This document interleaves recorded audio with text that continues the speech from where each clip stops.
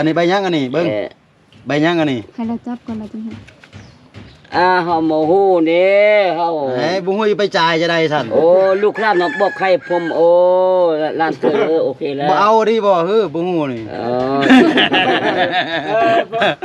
เป็นเงินที่ว่าผู้ใหญ่ใจบุญเพิ่นเห็นพ่อเฒ่าแล้วก็เพิ่นก็เอ็นดูพ่อเฒ่านั่นแหละเป็นห่วงพ่อเฒ่าย่านพ่อเฒ่าบ่มีอันอยู่อันกินนั่นแหละเพิ่นเลยฝากเงินมานำลูกนี่ 1,000 บาทแล้วลูกเปลี่ยนเป็นเงินกีบมันได้อยู่ 600,000 กับ 70,000 กีบแล้วลูกจะเอาเงินส่วนตัวนี้นี่ให้พ่อเฒ่าแล้วก็พ่อเฒ่าไปซื้อข้าวสารซื้อกินมาปะไว้กินเนอะโอเคฉบับที่ครับโอเคเป็นเงินของผู้ใหญ่ใจบุญอยู่ทางฝั่งไทยเนอะเอาโอเคฉบับที่ครับเมลาเมลอยเนอะ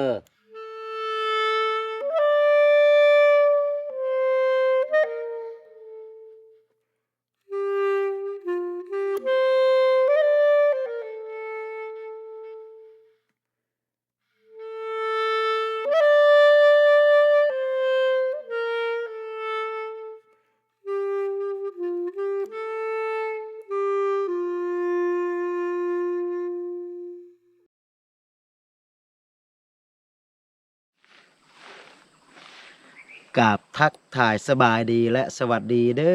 อพี่น้องบ่ว่าจะอยู่ในประเทศและต่างประเทศเนาะกะขอยินดีต้อนรับเข้าสู่ช่องครูดอยอีกคือเก่าคือเดิมพ่อแม่พี่น้องเนาะกะตอนนี้ครูดอยกับครูอ้อพ่อแม่พี่น้องเนาะกะครูอ้อเป็นมือกลองให้ครูดอยพ่อแม่พี่น้องเนาะสบายดีเด้ครูอ้อสบายดีเห็นบ่สบายดีเด้อพระวัดเดชพูดเนาะทุกคนนี่ฝากกดติดตามช่องของครูอรดาสาวบ่อแก้วให้ได้เด้อนะช่องหลักก็คือครูอรดาเป็นภาษาอังกฤษเนาะโดยเอาครูดอยเว้าโตเฮาสิไปยังครูดอยโอเคพ่อแม่พี่น้องเนาะก็อย่าลืมเข้าไปเบิ่งอีก1ช่องทางก็คือช่องของครูอรดาช่องของครูอรดาพ่อแม่พี่น้องเนาะก็เป็นภาษาอังกฤษเนาะก็อีกช่องนึงเป็นครูอรดาสาวบ่อแก้วพ่อแม่พี่น้องเนาะก็มื้อนี้ครูอรดากับครูดอยก็มีภารกิจร่วมกันพ่อแม่พี่น้องเนาะก็คือปัจจุบันเนาะก็คือเดี๋ยวนี้ครูดอยกับครูอ้อกำลังเดินทางไปหาก็คือพ่อเฒ่าอ้ายซึ่งว่าเป็นพ่อเฒ่าที่ว่าพิการตาเนาะก็คือเบิ่งบ่เห็นพ่อแม่พี่น้องเนาะก็มีผู้ใหญ่ใจบุญเพิ่นเนาะจากฝั่งไทยเพิ่นได้ฝากเงินมานำครูดอยเนาะเพื่อที่ว่าจะไปให้กับพ่อเฒ่าอ้ายเพิ่นแล้วก็มื้อนี้ครูดอยกับครูอ้อก็จะได้นำเอาเงินส่วนตัวนี้ไปให้กับพ่อเฒ่าเพิ่นเพื่อที่ว่าจะให้พ่อเฒ่าเพิ่นซื้ออยู่ซื้อกินเนาะแล้วก็บ่ฮู้ว่าพ่อเฒ่าเพิ่นจะอยู่เฮือนหรือบ่เดี๋ยวเป็นจังได๋แล้วก็เฮาค่อยไปติดตามรับชมนํกันพ่อแม่พี่น้องเอ้ยเนาะตอนนี้ครูดอยกับครูอ้อก็มาฮอดอยู่ที่บ้านของพ่อเฒ่าอ้ายเป็นที่เรียบร้อยพ่อแม่พี่น้องเนาะก็คือเดี๋ยวนี้นี่เฮือนก็คืออัดกระแจไว้พ่อแม่พี่น้อง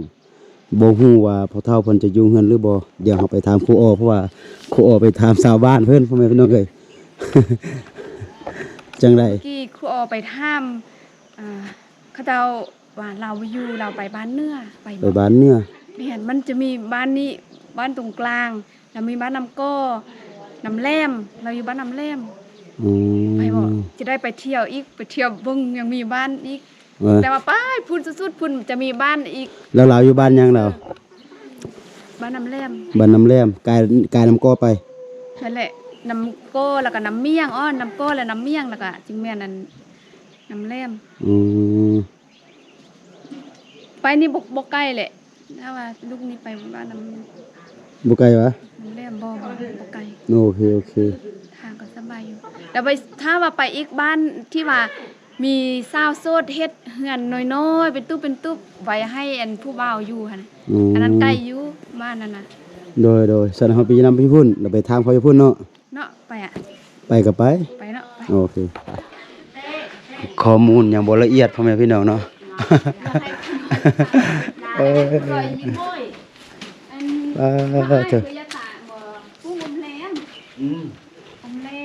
น้ำแลมบ้านน้ำแลมวะ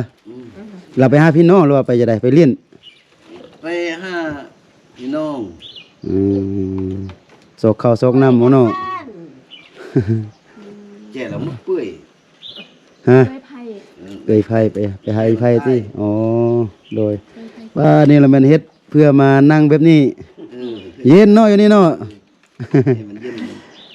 มีเวียกหยังก็มานั่งซุ่มกันอยู่นี่เนาะมีหยังก็มาสู้กันกิน โอเคขอบใจเด้อพอแล้ว ไปเดินทางโตอ อ๋อโทรทางพ่อแม่พี่น้องเอ้ยสุดยอดอีกดีขอโทษ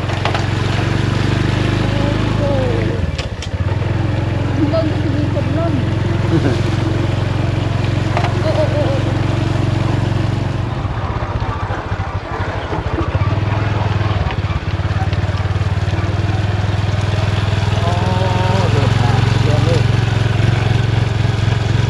อุ้ยเกือบล่ม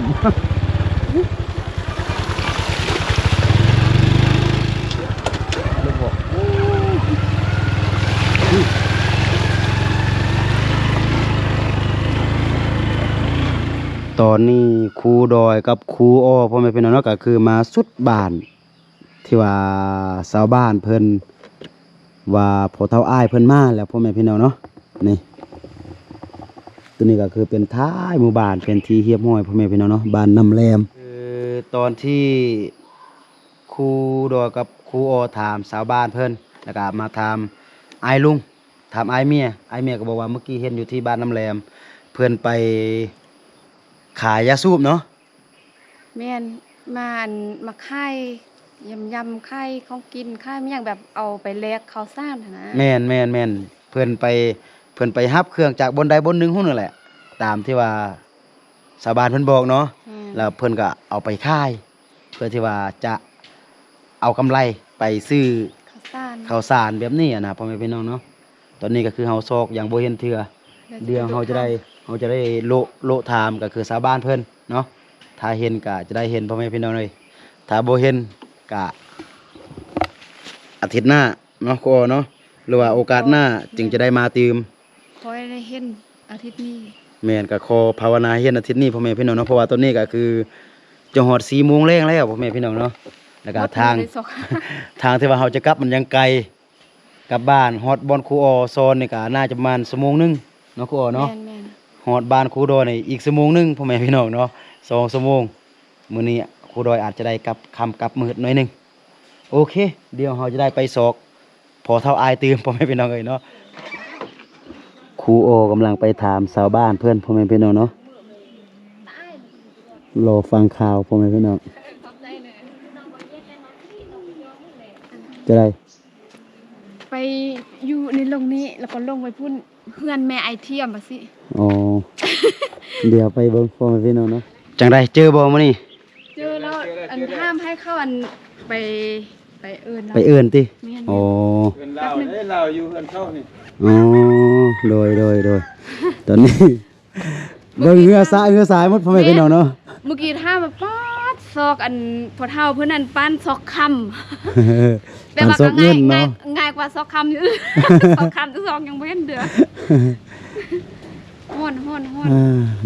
เดี๋ยวนี้ก็คือไทยบ้านกำลังไปเอื้อนพ่อแม่พี่น้องเนาะพุ่นเห็นแล้วพ่อแม่พี่น้องเนาะพุ่น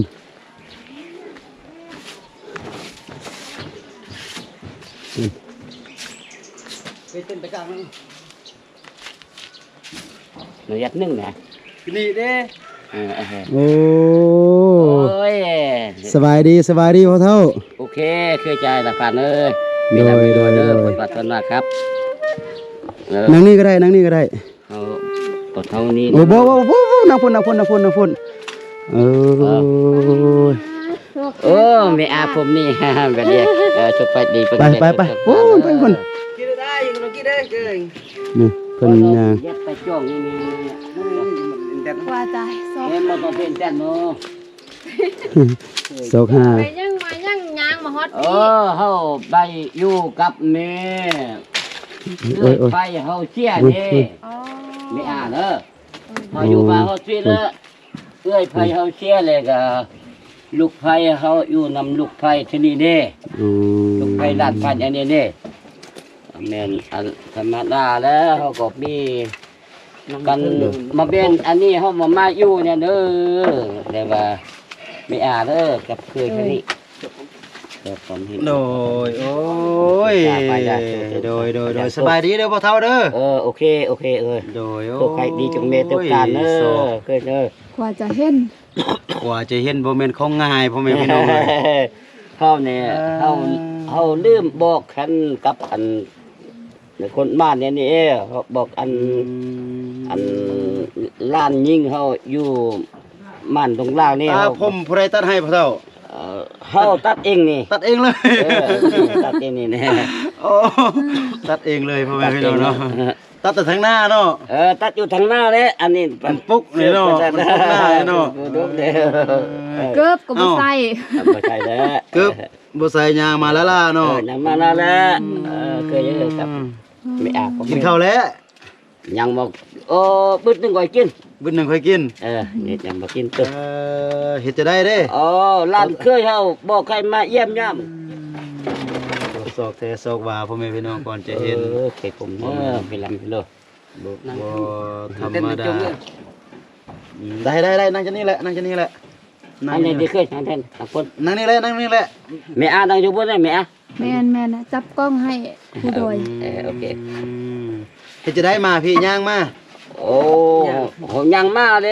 ยยุคใครเฮา บ่อนออกลอกนู่นลอกทางวะบ่ตกแคมทางวะ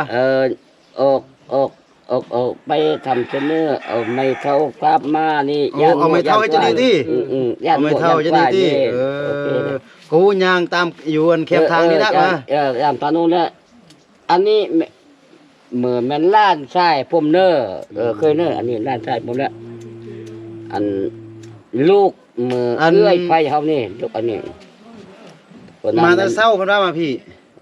มาตี ได้10 มื้อมื้อนี้แหละมาอยู่ 10 มื้อมื้อนี้แหละมาอยู่นี่นี่อยู่กับ แส ลู ด ก ง ไฟ ว่าบ่กลับเฮือนเลย แสดง บ่ ว่า ให้ บ่ เรา กลับ อยู่ เงินเลย เฮานี่ อ๋อ อยู่กับลูกไฟอันนี้จักน้อยพ้นแล้วก็มาเยี่ยมญาตินิดนึงก็มาอยู่กับลูกไฟอีกนึงนี่ลูกไฟครับนี่อันนี้เป็นล้านชายนี่ บ่ได้เต้น ไปอ่านเด้อ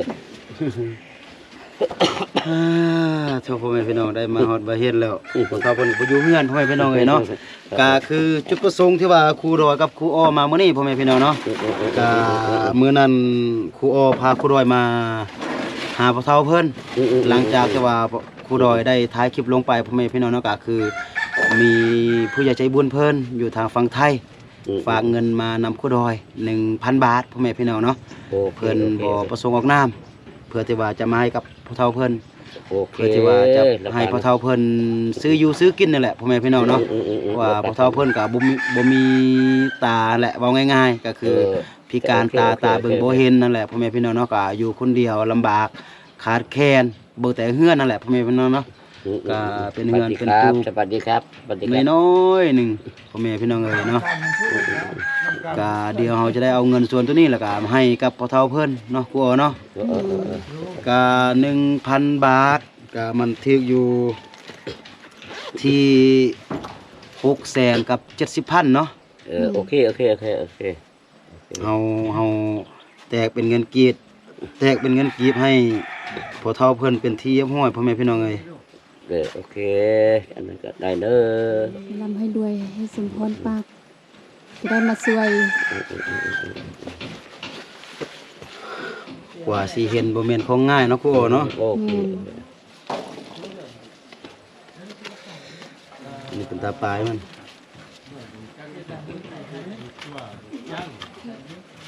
ผู้โดยเอาเงินมาให้ kìm tông ơn ai biết ba tạm chuyến nước mưa này nè ô ba giờ thì bự ดีจะมาพี่เนาะถ้าบ่มาพี่ก็แสดงว่าบ่อยู่เลยบ่เห็น มาพี่ลูกไฟเฮาย่านเนาะ เท่าคือบุญนี่ ก็เอื้อยไฟเฮาตายเนาะ อีไม่น้องไม่ตื่นดาดัง ไม่มาเท่าคือบุญไม่มาโตหมมีดไม่กินเราบ่เตะเหยียบกี้ เดี๋ยวนี้สบายดีเนาะ โอเค สบายดีเนาะเดี๋ยวนี้เนาะ โอเค บ่เจ็บบ่ป่วยหยังติ บ่ธรรมดา ธรรมดาเนาะ โอเคลาดเคยตอนนี้แม่น โดยนี่ รู้สิ ช่วงนึง โดยนี่ โอ้ ตัวนี้เป็นเงินที่ว่าผู้ใหญ่ใจบุญเพิ่นเห็นพ่อเฒ่าแล้วก็เพิ่นก็เอ็นดูพ่อเฒ่านั่นแหละเป็นห่วงพ่อเฒ่าย่านพ่อเฒ่าบ่มีอันอยู่อันกินนั่นแหละ โอเค เพิ่นเลย โอค ฝากเงินมานำลูกนี่1,000 บาท แล้วลูกเปลี่ยนเป็นเงินกีบมันได้อยู่600,000กับ70,000กีบแล้วลูกจะเอาเงินส่วนตัวนี้นี่ให้พ่อเฒ่า แล้วก็พ่อเฒ่า โอ ไป เค ซื้อข้าวสาร โอเค เตือนกินมาปะไว้กินเนอะ โอเคสวัสดี โอ ครับ เคเป็น เวลา เป็น ไม่รวย เป็นเงิน เนอะ ของผู้ใหญ่ใจบุญอยู่ทางฝั่งไทยเนอะเอา โอเคสวัสดีครับเวลาไม่รวยเนอะ โดยเอา โอเคเด้อ ให้พรอันอวยพรให้ผู้ใหญ่ใจบุญเพิ่นเด้อ โอเคสวัสดีนำโมเป็นแต่ปึงนำมาแต่เป็นแต่ปึง นุบซื้อวัด มา ชื่อมัดมี มา กินนะ สุ ผู้ ข ไทยฮูบ สุ มี ขใคร ได้เอา มีจงมีแก่ทุกท่านเนอะ โด เอย อหลานเคยเนอะ โดย ครับ โดย ไม่อาบผมนี่ไม่ลำไม่รวยครับเนาะ ครับ เดี๋ยว ครับ เป็นเป็นโมเป็นแม่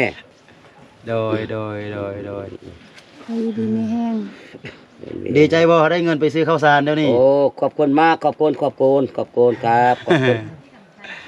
อันนี้ บ่ธรรมดา ผมนี่อยู่กับลูกไปทางนี้เนอะ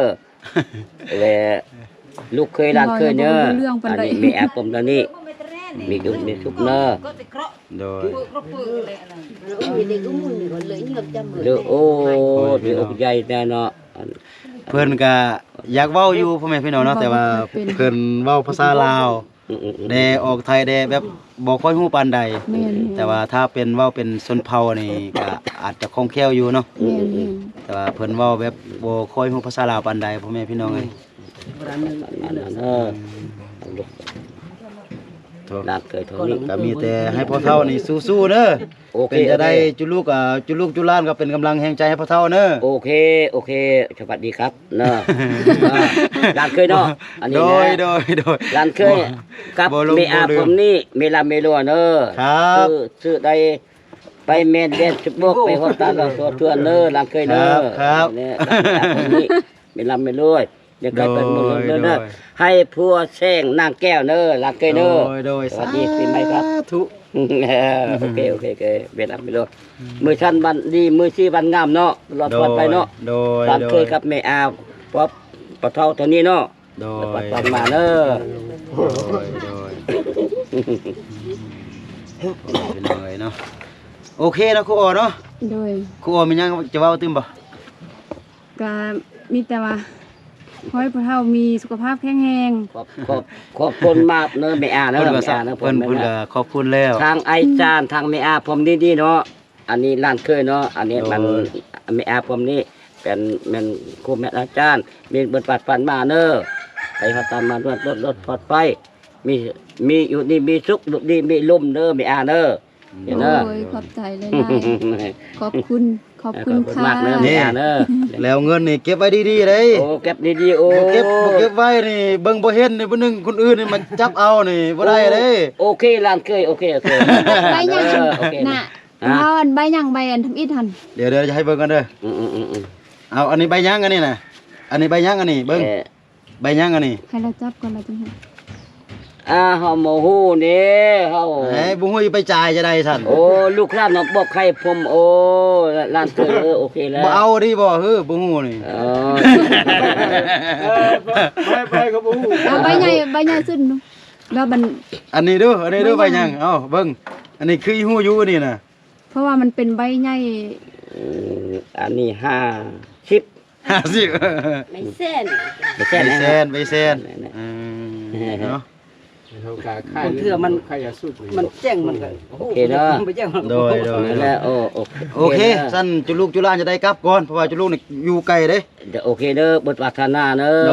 โดย มีลำเมด้วยเด้อโอเคเด้อ โดย ร้านเคยเท่านี้กับแม่อาเท่านี้ไป โดย นอกการบ้านตัวเพื่อนเด้อ โดย ใกล้ๆปันมนต์เรื่องปุดปันแม่ ให้พัวแซงนางแก้วเนอะแม่อาเนอะ โด ส ย วัสดีครับเนอะ โดย อยู่ที่ไปตุกเมเนอร์ตามกูเป็ดเตปึงปลาทูเป็ดเตปึง โอ เนาะ เคเนาะครูอ๋อเนาะเฮาจะได้กลับก่อนเพราะว่ามันแรงแล้วอย่าเอากลับไปมันสิขาด มี เนาะ ลายโจ้เลยเนาะเนาะ เดี๋ยวจะไปให้อัน แต่ว่าร้านเคยเนาะอันนี้เนาะมีลายโจ้เนาะ อยู่แถวนี้ก็คืออันวานดุม โอเค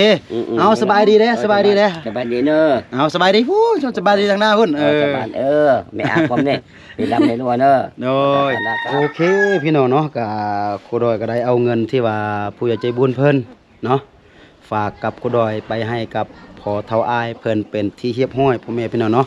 ก่อนที่ว่าจะเห็นพอเฒ่าอ้ายเพิ่นกะโอ้โธบ่แม่นเรื่องธรรมดาพ่อแม่พี่น้องเนาะค ครูดอกับครูโอก็ไปซอกเต็มที่พ่อแม่พี่น้องกะแวบ่นี่แวบ่นั่นถามชาวบ้านเพิ่นหลายๆบ่อนพ่อแม่พี่น้องเอ้ยเนาะจนว่ามาฮอดบ่นี่เพิ่นบอกว่าพ่อเฒ่าเพิ่นอยู่เทิงพุ่นกะหาไทบ้านเพิ่นเนาะไปเอิ้นไปเอามาเนาะเพราะว่าพ่อเฒ่าเพิ่นก็ย่างคนเดียวก็ย่างบ่ได้พ่อแม่พี่น้องเนาะกะบ่อนที่ว่ามันต่างบ้านก็คือต้องมีคนมาจูงแขนไปพ่อแม่พี่น้องเนาะก็โอเคเนาะสำหรับคลิปนี้ก็จะประมาณนี้เนาะสุดท้ายก็ขอบอกขอบใจเนาะก็คือขอบบุญขอบคุณก็คือผู้ใหญ่ใจดีที่อยู่ทางฝั่งไทยเนาะที่ว่าฝากเงินมาให้กับพ่อเฒ่าอ้ายเพิ่นเนาะก็บ่มีหยังที่ว่าจะตอบบุญแทนคุณเพิ่นเนาะก็มีแต่คำขอไว้ไสพรขอให้ผู้ใหญ่ใจดีเพิ่นจงอยู่ดีมีแรงอยู่ดีมีสุขเนาะคิดสิ่งใดปรารถนาสิ่งใดก็ขอให้สมดังใจปรารถนาเนาะนอนก็ได้เงินหมื่นตื่นก็ได้เงินแสนเนาะแบนมือก็ขอให้ได้เงินล้านเนาะไปทางบกก็ให้ได้เงินได้คำไปทางน้ำก็ขอให้ได้เพชรได้พลอยเนาะสาธุเนาะโอเคสำหรับคลิปนี้ผู้ใดต้องขอตัวลาไปก่อนแล้วก็ไปพบกันในคลิปต่อไปเนาะสำหรับคลิปนี้ผู้ใดต้องการเข้ามาสบายดี